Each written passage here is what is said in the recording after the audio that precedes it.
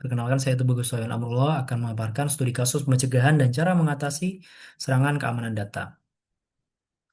Contoh studi kasus yang saya ambil atau yang saya buat adalah terdapat perusahaan gade bernama PT Pasti Cepat yang menyediakan layanan pinjaman dengan jaminan barang. Tentunya perusahaan ini akan mengelola data seperti data pribadi nasabah, data barang jaminan, informasi transaksi nasabah, serta nilai perkiraan jaminan.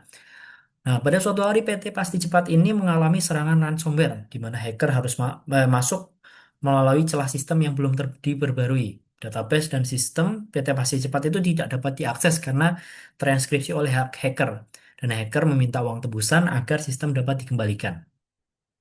Analisis studi kasus. Jadi terdapat beberapa poin-poin kasus. Yang pertama adalah adanya serangan ransomware pada sistem dan database perusahaan. Celah keamanan data berasal dari sistem yang belum diperbarui. Hacker menuntut tebusan uang agar sistem dapat dibuka dan dikembalikan.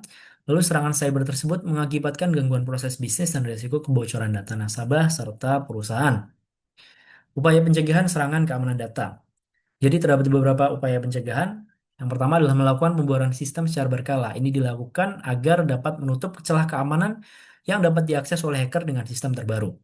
Melakukan enskripsi data. Jadi perusahaan perlu melakukan enskripsi data eh, sehingga data tidak dapat dibaca oleh pihak yang tidak berwenang. Lalu penerapan sistem MFA, Multi-Factor Authentication. MFA ini sistem autentikasi ganda, jadi memberikan perlindungan ganda bagi sebuah data dengan cara password atau OTP tambahan jika ingin mengakses data. Lalu memasang antivirus pada sistem operasi. Kemudian melakukan pembatasan akses. Jadi perusahaan perlu melakukan pembatasan akses atau hak akses berdasarkan kewenangan dan tanggung jawab masing-masing karyawan. Hal ini meminimalisir terjadinya eh, kebocoran data, dan penyalahgunaan akses. Lalu melakukan backup data secara rutin. Jadi perusahaan perlu melakukan backup data secara rutin dan menyimpan salinan tersebut di ruang server yang aman. Hal ini dilakukan untuk mempercepat pemulihan data jika terjadi serangan ransomware atau kerusakan sistem. Lalu melakukan sosialisasi dan edukasi keamanan data pada karyawan. Jadi perusahaan perlu memberikan kesadaran terhadap karyawan bahwa eh, keamanan data itu sangat diperlukan dan sangat penting bagi dirinya dan perusahaan. Lalu cara mengatasi serangan keamanan data. Jika sudah terjadi serangan keamanan data, berikut beberapa cara mengatasinya, yaitu melakukan tindakan darurat, yaitu mengisolasi sistem yang terinfeksi dan memutus jaringan untuk mencegah penyebaran. Melakukan investigasi serangan. Jadi PT Pasti Cepat ini perlu melakukan investigasi serangan dengan analisis sumber serangan tersebut dan memeriksa aktivitas agar tahu data apa saja yang sudah diakses. Melakukan pemulihan data. Jadi PT Pasti Cepat ini harus melakukan backup data dari salinan yang sudah mereka simpan. Melakukan penggantian password dan enkripsi data. PT Pasti Cepat harus melakukan penggantian password dan enkripsi data serta menambah MFA seperti yang tadi sudah saya jelaskan untuk mencegah serangan keamanan data di masa mendatang.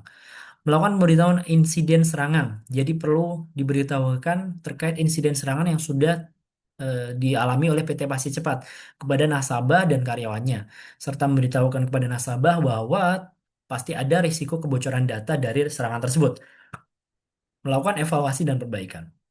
Jadi PT Pasti Cepat perlu melakukan evaluasi atas insiden yang terjadi dan segera melakukan perbaikan di masa mendatang. Jadi sistem serta perusahaan sudah terupdate dan keamanan data sudah lebih terjamin sehingga mencegah terjadinya serangan cyber. Dampak serangan jika tidak diatasi. Jadi yang pertama yaitu gangguan layanan karena sistem tidak bisa digunakan. Perusahaan dapat mengalami kerugian finansial akibat pencurian data, biaya pemulihan sistem, serta risiko kehilangan pendapatan. Data pribadi nasabah dicuri sehingga dapat ada risiko penyalahgunaan bahkan penjualan data secara ilegal. Setelah hilangnya kepercayaan nasabah dan reputasi perusahaan menurun, dan pengenaan sanksi oleh OJK karena kegagalan melindungi data nasabah. Kesimpulan, jadi keamanan data dan informasi perusahaan khususnya di instansi keuangan itu sangat krusial dan penting karena menyangkut data pribadi dan sensitif nasabah.